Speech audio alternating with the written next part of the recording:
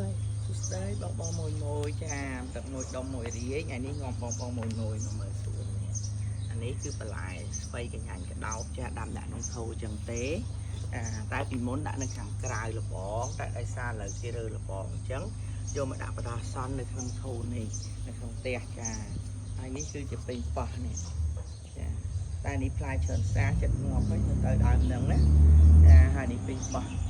វាតំចេញការនេះដាំតែក្នុងថូចឹងទេបន្លែខ្ញុំមកព្រោះអត់មានទីតាំងដាំច្រើនទេហើយបងមួយទឹកដុំទាំងលាយចង់បានឈុតកូរ៉េដូចខ្ញុំស្លៀកនេះគឺបងមួយអាចឆាតចូល page Lina Fashion Cambodia ឬក៏មកដល់តូប32 Desero ផ្សារអូឡ িম্প ិកចូលតាមច្រកលេខ3ហើយនឹងនៅទីតាំងមួយទៀតផ្លូវ348ចិត្តក្រាសាំងតូតាល់ចាបងមួយទឹកដុំទាំងរាយតែចង់បានកុំភ្លេចណាទិញជូនម៉ាក់បានទិញខ្លួនឯងបាននិយាយទៅគឺឈុតនេះប្រភេទសូត្រកូរ៉េតែម្ដងចាអរគុណបងមួយដែលតែងតែគ្រប់គ្រងដល់ហាងនេះណាយើងខ្ញុំ